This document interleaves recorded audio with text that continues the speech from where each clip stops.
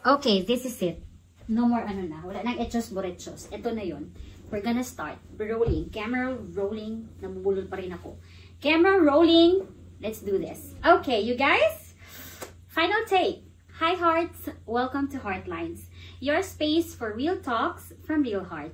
I am Aloni, and today's episode is extra special because before I bring in stories from other people, stories from my friends, I will share with you my story and the story behind Heartlines.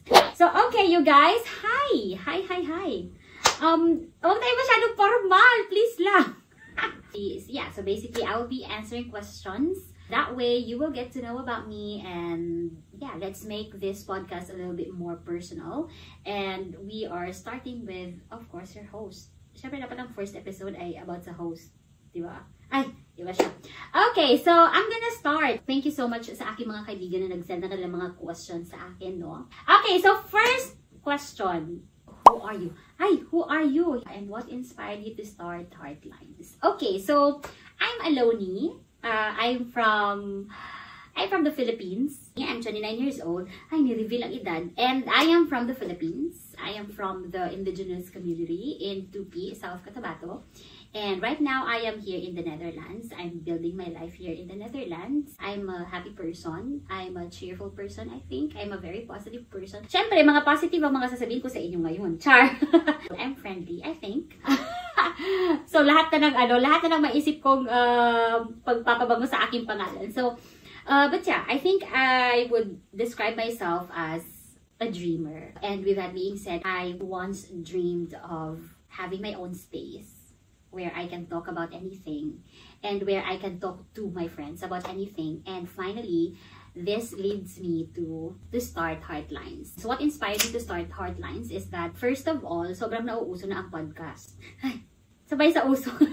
No, just kidding. Okay, as you can see, very madaldal ako. I am so madaldal and sobrang hilig ko makipagkwentuhan. I believe that beautiful stories don't always come from celebrities, public figures, famous people, but even from ordinary people like you and me. We have beautiful stories to share. Kumbaga, tested and proven ko na siya kahit sa mga tao lang na nakakasalamuha ako dito sa Netherlands, even nung nasa Thailand pa ako, even nung nasa Philippines pa ako. But, you know, anyone, we all have beautiful stories, and if we are willing to share that, I believe that a lot of people out there share the same experiences. Yeah, I think it's really nice to have a platform, to have a safe place where you can share your story. Literally, kahit sino ka pa, you know, especially dito sa podcast natin, nakakasimula pa lang naman natin. So, I want to feature ordinary people with extraordinary stories. And I want to start with my friends, or I want to start with people na I am acquainted to here in the Netherlands. I'll tell you something, like whenever I am with my friends, there's never been a time na hindi kami nagkaka-deep talks. I don't know, unconsciously, we always talk about something and we learn from each other. That is why I created Heartlines. And I'm so happy na we already started it. We are just starting this podcast, but I really appreciate those who extended their support, those who subscribe to our channel, and those who are sharing the good news that we have this Heartlines. And thank you so much. And I know I see you guys. I see you, and I really want to extend my thanks to you for this support. Okay, so I think that's it for our first question. Yay! To survive our first question. Okay, actually that question came from F. Thank you, F. Okay, so what does the name Heartlines mean to you personally? Okay, you guys, so when I was thinking of a name, I knew immediately there has to be the name Heart in it. It's also inspired by the Lifeline that I have now.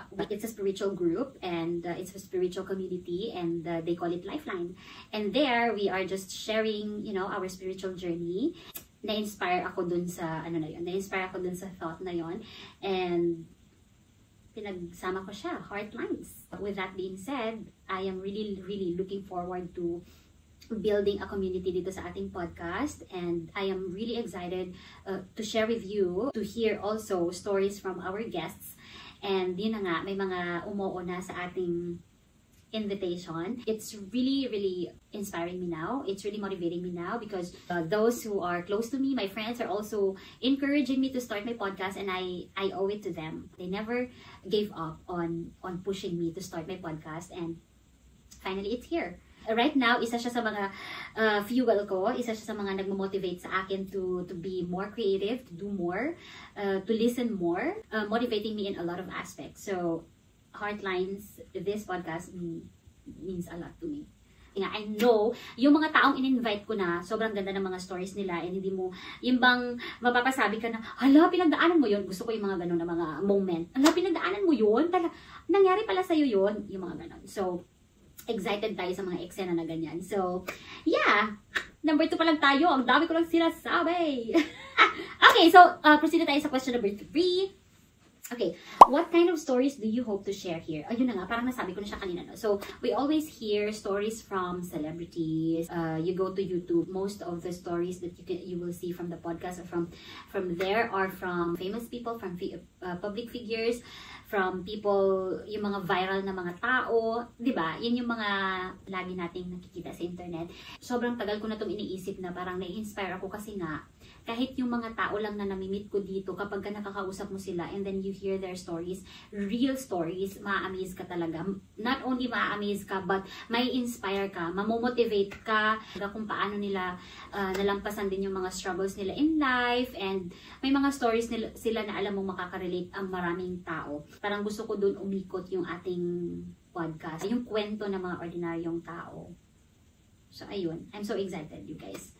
Grabe, iniisip ko pa lang kung sino yung mga makakausap natin dito sa ating podcast. Sobrang nai-excite na ako. Sobrang tigas na nai-excite.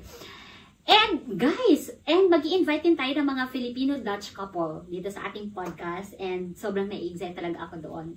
Feeling ko, yung mga love story ng mga kaibigan natin dyan, ihanda nyo na, okay? So, ayun guys. And yeah, those are the stories na gusto kong i-share dito. Yeah, real stories from real hearts.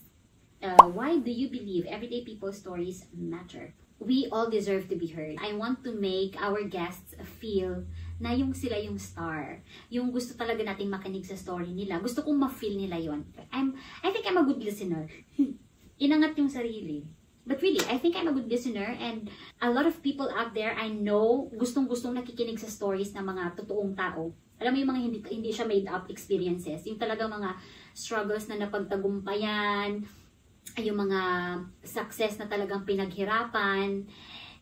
Exact talaga ako. Alam mo, ina-answer ko itong mga questions na to, pero yung utak ko, parang ini-imagine ko na yung mga mukha ng mga taong makakausap natin dito sa ating podcast. I'm so excited for them.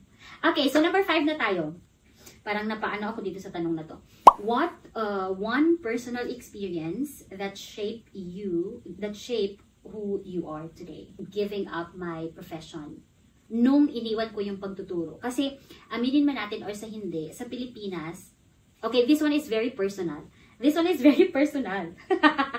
Okay, so, I don't know if you agree with me. Let me know sa comment section if you agree with me.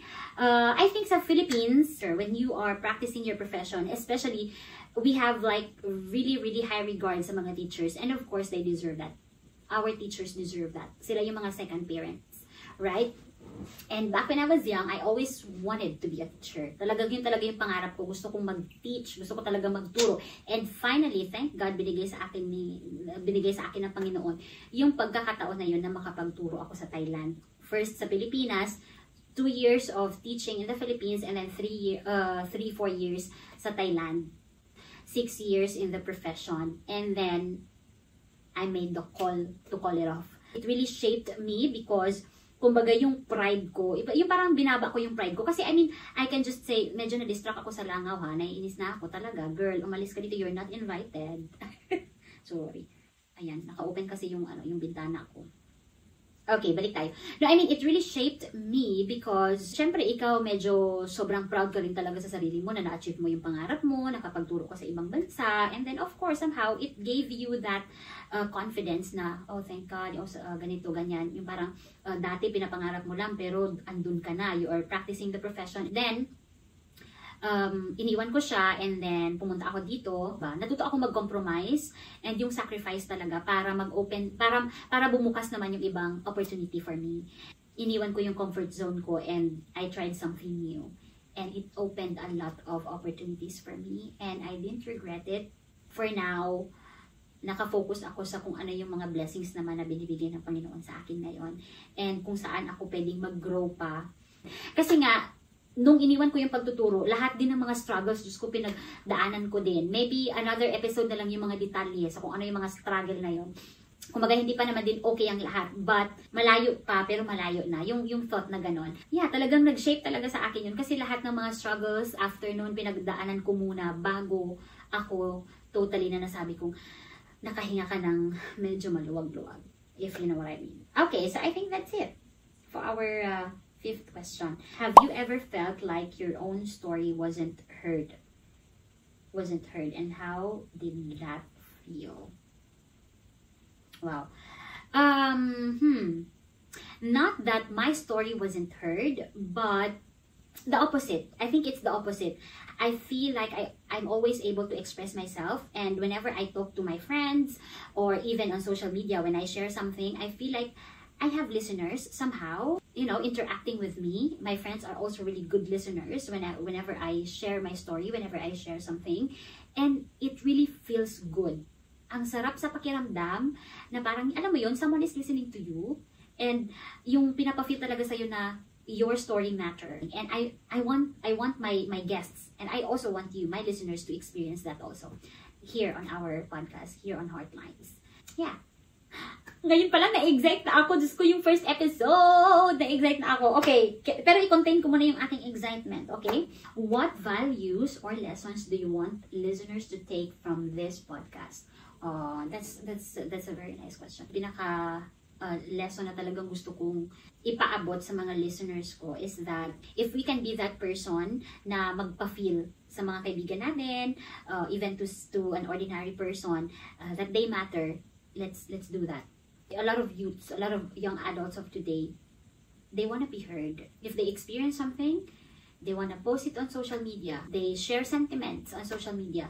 Doon pa lang, kumbaga makikita mo na lahat tayo gusto nating i-express yung sarili natin. And oftentimes, nami-misunderstood tayo kasi nga, kung ano man yung mga pinapakita natin sa social media, hindi naman yung whole story yung kinukwento natin. Hindi naman yung buong detalye ng mga experiences natin ang sinishare natin. So, yun yung gusto kong makuha ng mga tao dito sa ating podcast na our stories matter and I am here to listen. I am here to make you feel that I'm really interested in your story and you have listeners behind the screen nakikinig sa story mo and for sure, merong lesson na makukuha sa story mo.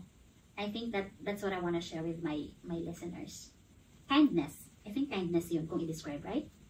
Number 8. What do you hope people will feel when they listen to Heartlines? Pag nakikinig sila, gusto kong ma-feel nila na they belong in this community. Kumbaga, ano to? Grupo ito ng mga ordinaryong tao. Yun, yung gusto kong ma-feel ninyo. Isang grupo tayo dito, isang community tayo dito. Hindi tayo artista pero, hello, magpo-podcast tayo. Hindi tayo artista pero, interesado kami sa story ninyo. Ganon. Yun yung gusto kong ma-feel. If I didn't reach out to you yet, but you feel like there's a story you want to share, you can reach out to me. You can approach me, and you're more than welcome to Heartlines. Okay? I wanna put it out there. Para habang hindi pa siya nawawala sa utak ko din. Kanina ko pa gustong sabihin yun. Okay, so 9. Number 9 na tayo. What's your vision for this podcast in the future? Kasi meron akong mga target people dito sa Netherlands na I really look up to them. Nilulook up ko talaga sila sa success din nila and sa story behind the success. Ang dami muna nilang mga struggles na napagdaanan bago sila makarating doon sa success. Ganun naman talaga, bago mo makamit yung success, dadaan ka muna sa mga struggles. But I mean, di ba, ang sarap lang sa feeling na maririnig niyo yun mismo sa mga tao, sa mga ordinaryong tao na hindi nyo alam na, wow, ito pala yung mga, ito din pala yung narating ng taong to. And on a deeper level, in the future, kapag ka nag-build na tayo ng community, ini-envision ko na makakapag-extend tayo ng help group of people natin na kailangan ng help kapag ka na-establish na itong ating podcast. And let's pray for that. Nothing is impossible, okay? Mangangarap tayo ng malaki at mataas. Okay lang yun, libre lang mangarap. Okay, so, oh my God, and we are down to our last question. If you could leave your listeners with one message about life, what would it be? Wow. I think for now, relating to my spiritual life, surrender everything to God. All your worries, all your doubts, all your struggles, all the pain, surrender it to God. Kasi lahat nakikita niya. And kasi, yun nga, mas makakapag-focus ka kung ano yung dapat mong gawin. Ibigay mo yung best mo sa kung ano yung task na binibigay sa'yo in the moment. Yun, totoo talaga yung sinasabi nila na just do your best, just give your best, and live in the present, then surrender everything to God. God will do the rest. I am a firm believer of that. I know it's easier said than done, but I really pray na matutunan niyo yun, to free yourself from all of that. And you can only do that if you know how to surrender everything to God. Yan yung gusto kong i-share sa inyo. Yung pinaka na-excite din ako in the future. Get that courage to finally share with you my spiritual journey. But that's for later. Okay, that's for later. Okay, I think that's it. We're done. We're done. Wait, may pahabol pa actually. May pahabol. Okay, this one's from Marley. What gives you strength to keep moving when life hurls big rocks in your path? Knowing and believing in my heart that I'm not in control of all this. God is in control. I'm just gonna do my best. Kung ano man ang mga struggle na ibigay ng life sa akin, it's okay. I know I can get through this with God's grace, God's help, God's guidance. I'm just gonna enjoy it. I'm just gonna do my best na gawin yung task na nakaata sa akin. I think yun yung strength ko talaga ngayon, yung faith ko talaga sa Panginoon. Everything na nangyayari sa life ko, good and bad, my purpose. And lagi ko tong sinasabi na whatever it is, may it be good or bad, it always turns out good. Yung mga bad experiences mo in the past, lagi siyang may magandang bunga. The good and the bad, lagi kang may natututunan, laging may reward. Kapag ka may mga struggles kayo, and then talagang binibigay mo din yung best mo para malampasan yung struggle na yun, yung challenges na yun, it always turns out to be good. It always have something good as an outcome. Kasi nga, hindi ka na-give up. And it's okay to be imperfect. It's okay to fail. It's okay to stumble. It's okay to fall. As long as hindi ka mag-stop dyan, you will find a way na ibibigay yung best mo. Bigay mo lang ng bigay yung best mo sa lahat ng ginagawa mo. And I believe na i-reward ng Panginoon yung hard work na binibigay mo sa kung ano man ang ginagawa mo. So yeah, I think we're done. We're so done. Grabe, nakapag first episode na tayo. Ay, pinalakpakan ng sarili. No, really, I'm so proud of us. I'm so proud of Aloni. I'm so proud of you. Thank you for listening. If you got this far sa ating video, please comment sa ating comment section, I've got this far. And ano yon, literal yon, and gusto kong i-relate niyo yun sa sarili niyo. How far you've become, how far you've got from where you've been. You've got this far in life, so wag kang basta-basta mag-give up. Just keep pushing, and you will get there. You will get to where you want to be. Okay, I think that's it. That is it. Wala, I can't believe we're done. I can't believe. And 6:00 na, saktong 6:00 na. Okay, so I think i-end ko na to. If all these resonates with you, if all this relates to your story, please don't forget to like and share and subscribe or leave a comment para ma-shoutout ko kayo next time, mabati ko kayo next time, and yeah, para malaman ko din kung sino yung mga nandyan. Thank you so much for listening, and I will see you in our next episode. Uy, pero totoo, thank you talaga, ha? We're done. Tinitinan ko baka meron akong na-miss. Oh my God, we're so done with our first episode. Thank you so much for listening to our first episode. And hopefully, hindi ito yung last na makikita ko kayo dito sa ating podcast. Ay, hopefully next week makakapag-upload tayo ng ating first guesting. Abangan nyo yan, magiging masaya to.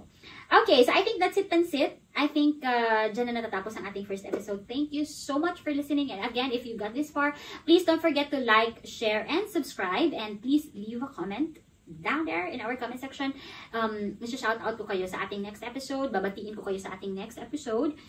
And also, please share our video. Please share our podcast. Please share our episode today to more episodes to come. Okay. Bye! Okay na yun. Okay na yun. Bye-bye na. Bye-bye na. Meron akong i-reveal sa inyo next time about this. Bye!